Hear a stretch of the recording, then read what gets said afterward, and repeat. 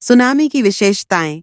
पूरी जानकारी। सुनामी एक विनाशकारी प्राकृतिक आपदा है जो समुद्र के अंदर भूकंप, ज्वालामुखी विस्फोट, भूस्खलन या उल्कापिंड गिरने के कारण उत्पन्न होती है। यह लहरें सामान्य समुद्री लहरों से बहुत अलग होती हैं और अत्यधिक तीव्र गति से फैलती है। आइए इसकी सभी विशेषताओं को विस्तार से समझते हैं। 1. सुनामी की परिभाषा। Definition of tsunami. सुनामी जापानी भाषा का शब्द है जिसका अर्थ है बंदरगाह की लहर, हार्बर वेव। ये समुद्र में उत्पन्न होने वाली तेज और ऊंची लहरें होती हैं जो तटीय क्षेत्रों में भारी तबाही मचा सकती हैं। 2. सुनामी की मुख्य विशेषताएं। की कैरेक्टरिस्टिक्स ऑफ सुनामी। 1. अत्यधिक तेज गति, हाई स्पीड। लहरें सामान्य समुद्री लहरों की तुलना में बहुत अधिक तेज गति से फैलती है।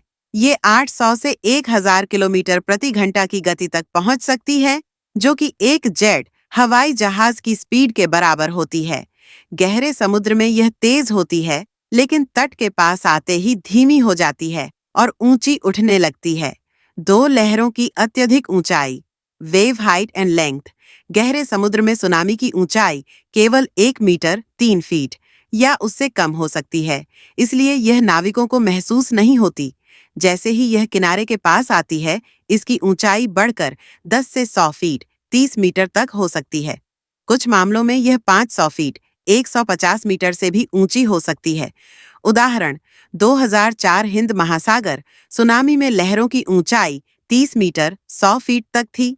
1883 में क्राकाटोआ ज्वालामुखी विस्फोट से बनी सुनामी 42 मीटर 140 फीट तक ऊंची थी। 3. लहरों की लंबाई। Wave length.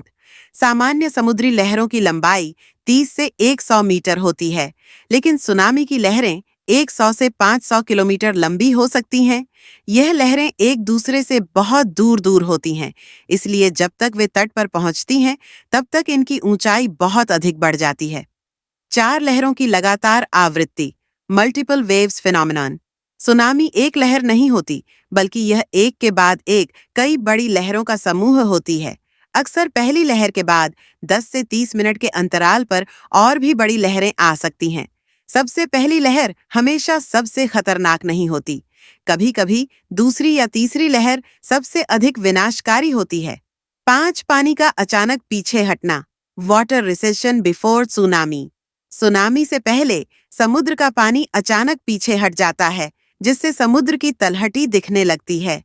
महत्वपूर्ण संकेत होता है, जिसे ड्रॉबैक इफेक्ट कहते हैं। अगर पानी पीछे हट जाए, तो तुरंत ऊंचाई वाले स्थान पर जाना चाहिए, क्योंकि कुछ ही मिनटों में विशाल लहरें आ सकती हैं।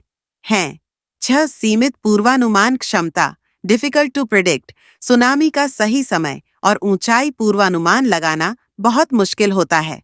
वैज्ञानिकों के पास सुनामी चेतावनी प्रणाली, सुनामी वार्निंग सिस्टम TWS तो है, लेकिन यह सिर्फ अनुमान लगा सकती है। सुनामी आने के बाद इसका व्यवहार, बिहेवियर समझना मुश्किल होता है, क्योंकि हर क्षेत्र में इसका प्रभाव अलग-अलग हो सकता है। 7. विशाल ऊर्जा और विनाशकारी शक्ति। Massive energy and destructive power. Tsunami में जबरदस्त ऊर्जा होती है, जो कई मेगाटन TNT विस्फोट के बराबर होती है। यह कई लाख टन पानी को हजारों किलोमीटर तक धकेल सकती है। इसके प्रभाव से भवन, पुल, गाड़ियां, पेड़, यहाँ तक कि बड़े-बड़े जहाज भी नष्ट हो सकते हैं। उदाहरण 2011 जापान सुनामी में पानी ने बड़े जहाजों और कारों को कई किलोमीटर अंदर तक बहा दिया था। 8. दूर तक फैलने की क्षमता। Tsunami can travel thousands of kilometres. Tsunami की लहरें हजारों किलोमीटर दूर तक बिना ज्यादा ऊर्जा खोए फैल सकती हैं।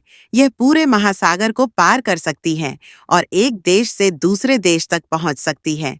हिंद महासागर की tsunami Bharat, Sri Lanka, Thailand, Indonesia और अफ्रीका तक पहुंची थी।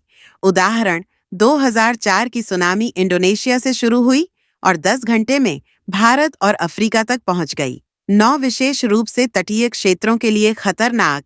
Most dangerous for coastal areas. Tsunami का सबसे ज्यादा प्रभाव समुद्र तटों, कोस्टल एरियाज पर पड़ता है। छपटे समुद्र तटों और कम ऊंचाई वाले क्षेत्रों में इसका असर सबसे ज्यादा होता है। Japan, Indonesia, Bharat, Sri Lanka, America, हवाई, कैलिफोर्निया, फिलीपींस, चिली और थाईलैंड में सुनामी का खतरा अधिक रहता है।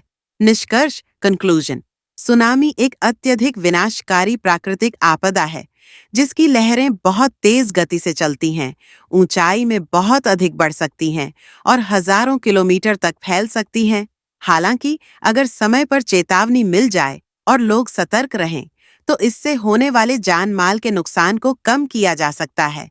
सुनामी के लक्षणों को पहचानना, भूकंप, समुद्र का पीछे हटना, सरकारी चेतावनी, सुनामी के बाद ऊंचाई वाली जगह पर जाना, रेडियो और सरकारी अलर्ट को ध्यान से सुनना, सतर्कता और जागरूकता ही सुनामी से बचाव का सबसे बड़ा उपाय है।